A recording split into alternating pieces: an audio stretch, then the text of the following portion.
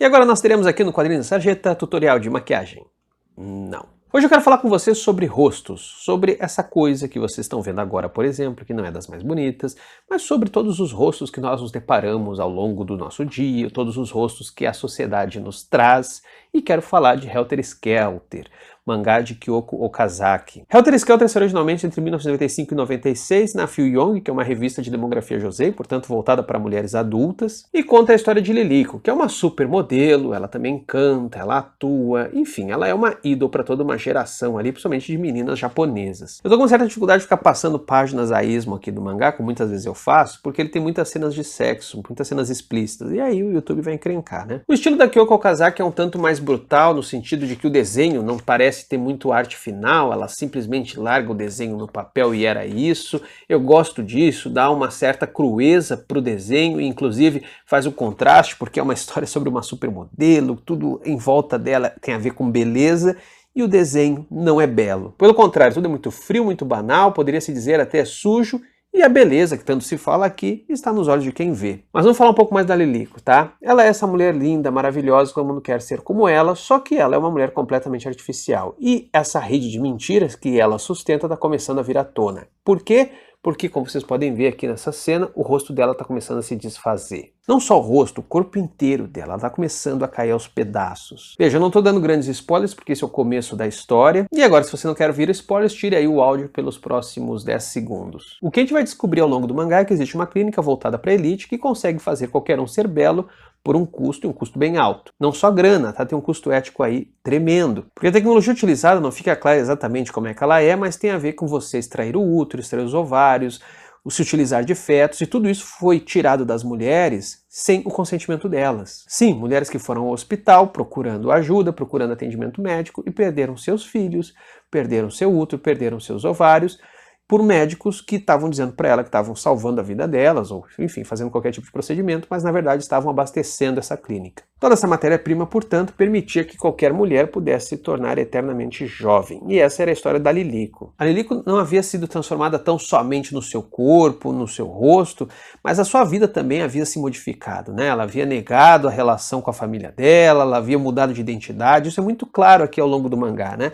As pessoas que passam por esse tratamento e que passam a possuir um novo rosto, um novo corpo, também elas procuram negar os vínculos que elas tinham antes, ou seja, elas não têm mais relação com os irmãos, não têm mais relação com os pais, às vezes podem até eventualmente negar filhos, e muitas vezes, como no caso da Liliko, são pessoas que passam a ser administradas até mesmo pelas figuras que são ligadas a essa clínica, ou seja, todo um esquema empresarial extremamente sem vergonha. Você produz esse objeto de beleza e depois você ainda faz mais dinheiro com ele, explorando essa beleza na mídia e etc. E faz todo sentido, né? A Liliko seria a melhor garota propaganda que poderia existir para todos os ricaços e ricaças que quisessem ser eternamente jovens. Só que isso não dá muito certo e a Liliko é a prova disso, né? Ela vai começando a se despedaçar, outras pessoas não conseguem continuar pagando os altos custos do tratamento e vão se matando, os crimes cometidos contra as mulheres e os bebês começam a se tornar visíveis. Em resumo, por mais que tenham muitos políticos, muitas figuras inclusive da mídia que se beneficiam dessa clínica, uma hora isso estoura na opinião pública e aí não tem mais como manter. Ao longo da narrativa, portanto, a decadência de Liliko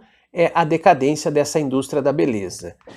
Ou não. Afinal, como diz o promotor que acabou investigando e desmontando todo esse esquema que a Liliko acaba representando, as pessoas vão se esquecendo das coisas enquanto que os desejos continuam, mas com nomes diferentes. Porque o negócio é o seguinte, a Liliko sai de cena, não tem mais essa idol, mas as pessoas encontram outras. E nisso esse mangá é muito bom, ele mostra muito dessa perversidade por trás dessa tentativa de ser magro, jovem, belo, parecer sempre feliz, sempre exalar esse sorriso do vencedor. Aliás, a própria Liliko é muito perversa, ela faz coisas extremamente sórdidas, ela usa as pessoas no sentido mais baixo possível. Quando ela vê uma menina que pode roubar o namorado dela, ela joga ácido no rosto dessa menina. Então ela faz o que for necessário, ela faz o jogo sujo que for preciso para manter as aparências. E numa única cena onde ela encontra a irmã, onde ela cede um pouco a esse passado que ela renega, ela acaba convencendo a irmã a ser como ela. E no final a gente vê um pouco dessa irmã, que era uma baixinha, gordinha, começando a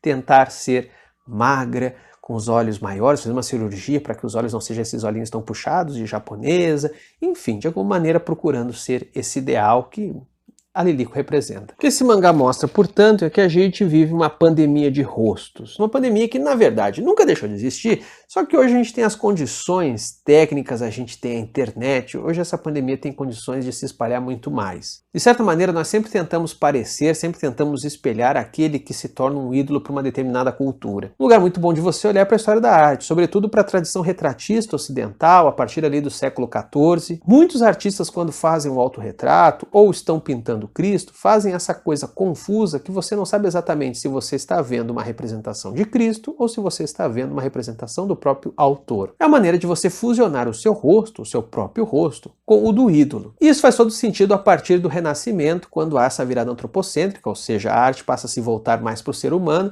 mas ainda assim há essa tradição cristã, essa tradição religiosa, e de alguma maneira você tenta conformar uma coisa e outra ali, e o retrato acaba sendo um sintoma disso. Muitos artistas fizeram isso. Dá para falar, por exemplo, Albrecht Dürer, Andrea Mantegna, Tiziano, Pietro Perugino, Rembrandt, Van Dyck.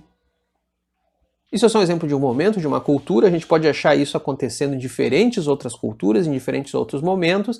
E na nossa cultura de hoje, globalizada, no momento em que nós vivemos, os nossos ídolos, obviamente, são aqueles que são jovens, bonitos, bem-sucedidos e que exibem o seu sorriso vencedor em todos os lugares, nos outdoors, que estão na TV, que estão na internet, que estão o tempo todo mostrando para nós: sou jovem, sou belo, ganho dinheiro e você não. Aliás, existem muitos estudos sobre o sorriso na publicidade, né? Esse sorriso de borracha, esse sorriso artificial. Eu sempre me lembro desses outdoors de cursinho de inglês, de pessoas sorridentes, mas é sempre um sorriso triunfante que ao mesmo tempo sinaliza para você que você está perdendo, que você numa competição perante aquele cara que está sorrindo, você vai ficar para trás. É um sorriso que no fundo só produz angústia, que só produz desconforto. Não é o sorriso de uma mãe para um filho, por exemplo. Afinal, a gente é ensinado a sorrir e esse ato de sorrir é um ato de carinho. Só que numa sociedade de consumo capitalista como a nossa, o sorriso acaba se convertendo numa mercadoria e deixa de ser algo que relaciona a nós de uma maneira um tanto saudável, que nos anima,